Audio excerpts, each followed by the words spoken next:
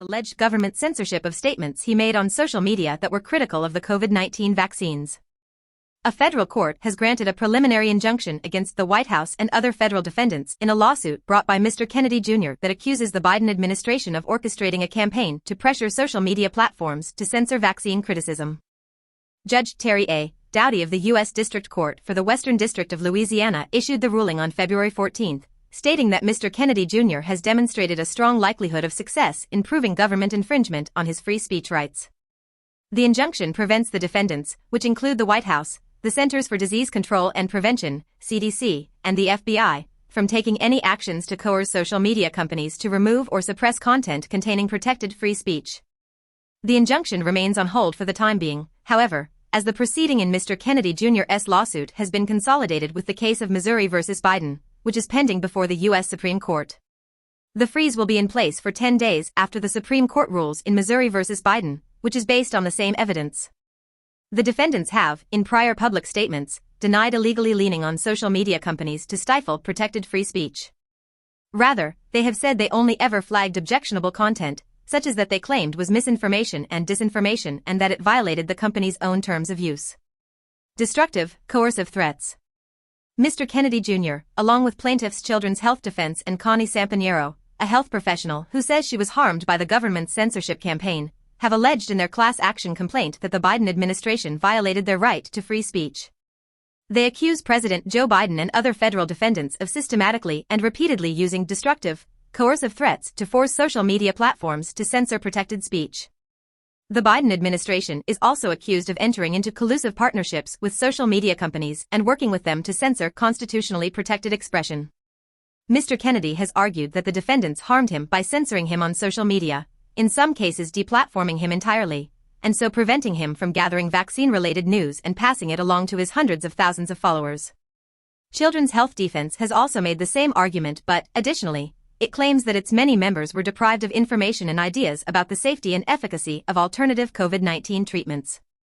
Ms. Sampiero has alleged that the Biden administration's actions have harmed her as a healthcare policy advocate by depriving her of complete, accurate information about COVID-19 and possible treatments.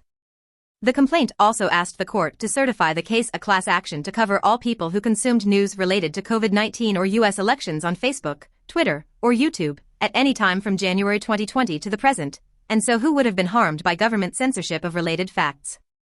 Willingness to coerce. The lawsuit singled out several of the countless examples of the Biden administration's alleged censorship campaign. One was the suppression of the Hunter Biden laptop story on social media ahead of the 2020 presidential election, with the complaint calling it an act of censorship that deprived Americans of information of the highest public interest and that may even have swung the outcome of that election.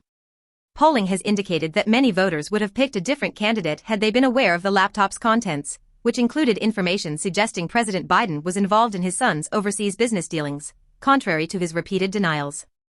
Another was suppression of reporting or expression of opinion that COVID-19 originated in a Chinese regime lab in Wuhan. The third example was online suppression of facts and opinions about COVID-19 vaccines that might lead people to become hesitant about COVID vaccine mandates, again depriving Americans of information and opinions on matters of the highest public importance.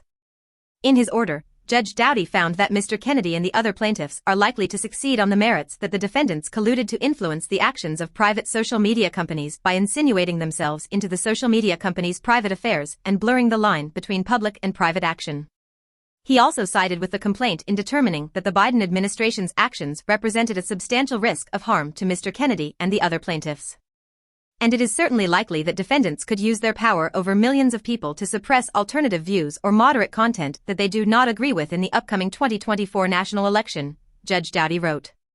He said that Mr. Kennedy has proven that the Biden administration has shown willingness to coerce or at least give significant encouragement to social media companies to suppress free speech with regard to COVID-19 vaccines, national elections, gas prices, climate change, gender, and abortion. In July 2023, Judge Doughty also granted an injunction in the Missouri versus Biden case, which is now pending before the Supreme Court. More than 50 officials in the Biden administration across a dozen agencies were involved in efforts to pressure big tech companies to censor alleged misinformation, according to documents released in 2022.